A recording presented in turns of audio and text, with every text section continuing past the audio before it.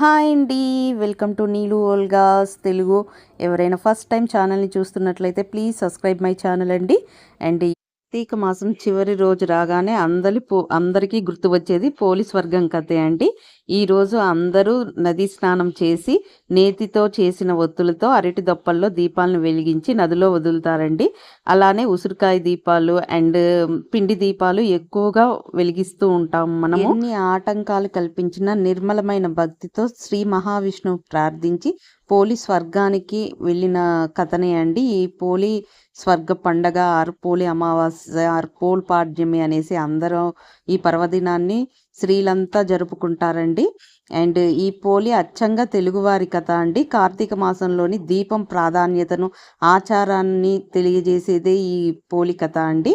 And కథ story చెప్పుకుందామండి. ఒక ఉమ్మడి కుటుంబం ఉండేది. ఆ కుటుంబంలో 5 కోడళ్ళు ఉండేవారు.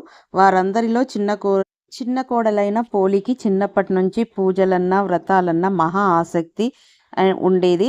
ఆసక్తి ఆమె అత్తగారికి కంటగింపుగా ఉండేది. తనంతటి భక్తురాలు వేరొకరు లేరని ఆ అత్తగారి నమ్మకం. ఆ ఆచారాన్ని పాటించే హక్కు తనకే ఉందని ఆమె అహంభావంతో కార్తీక మాసం రాగానే చిన్న కోడల్ని కాదని మిగతా కోడలను తీసుకొని నదికి బయలుదేరేది.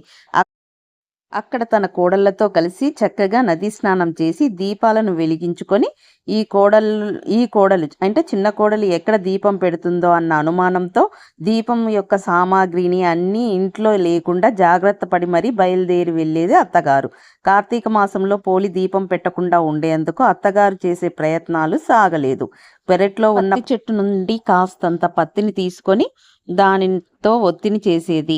అండ్ కవ్వానికి ఉన్న వెన్నెను రాసి దీపాన్ని వెలిగించేది. ఆ దీపం కూడా ఎవరికి కనిపించకుండా ఉండేందుకు దాని మీద బుట్టను బోర్లించేది. ఇలా కార్తీక మాసమంతా నిర్విఘ్నంగా దీపాలను వెలిగించింది పోలి. చివరికి అమావాస్య రోజు కూడా రానే వచ్చింది. కార్తీక మాసం చివరి రోజు కాబట్టి ఆ రోజు కూడా నదీ స్నానం చేసి ఘనంగా కార్తీక దీపాలను వదిలేందుకు అత్తగారు బయలుదేరింది. వెళ్తూ వెళ్తూ పోలి ఆ రోజు కూడా దీపాలను పెట్టే కోరిక లేకుండా పన్నులన్నీ అప్పగించి మరీ వెళ్ళింది.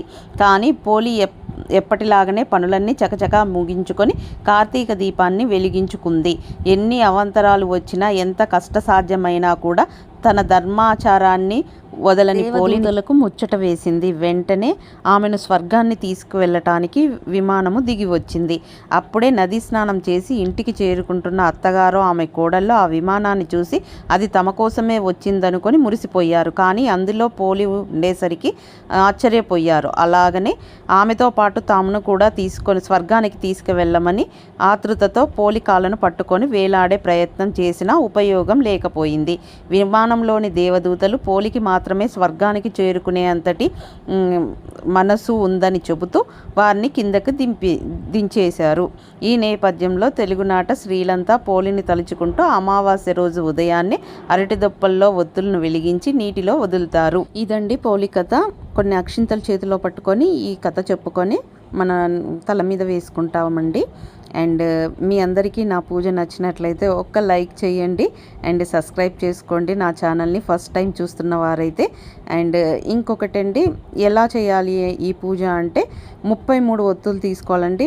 ఇంట్లో ఎంతమంది ఉంటే అంతమందికి 33, అంటే 4 మెంబర్స్ ఉంటే 4 మెంబర్స్కి 33 అలా తీసుకొని నెయ్యిలో నానపెట్టుకొని ఇలా దీపం పెట్టుకోవచ్చండి. అండ్ మాకైతే అరటి దొప్పలు దొరకలేదు, సో నేను ఇట్లా టెంకాయ చిప్పలో పెట్టుకున్నానండి. మీకు ఎలా అవైలబుల్ ఉంటే అలా చేసుకోవచ్చు.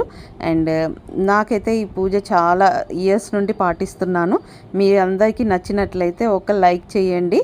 అండ్ ఇంకా ఈ పూజని ఎప్పుడు చేసుకోలేని, అంటే రోజు దీపం పెట్టని వాళ్ళు, ఈ కార్తీక మాసంలో దీపం పెట్టుకోలేకపోయిన వాళ్ళు ఈ ఒక్క రోజైనా ఈ పూజ చేసుకుంటే ఈ మాసం మొత్తం పూజ చేసుకున్నంత ఫలితం ఉంటుందన్నమాట. సో ఎవ్వరూ మర్చిపోకుండా, ఈ ఇయర్ మర్చిపోయినా నెక్స్ట్ ఇయర్ నుంచి అయినా కానీ ఈరోజు గుర్తుపెట్టుకొని పూజ చేసుకోవడానికి ట్రై చేయండి. ఎందుకంటే అందరికీ అవైలబుల్ కాదు. సో కొంతమంది జాబ్స్కి వెళ్ళే వాళ్ళకి కుదరదు కదండి, వాళ్ళు చేసుకోండి ఈరోజు కంపల్సరీ. థ్యాంక్ యూ అండి. Thank you so much for watching.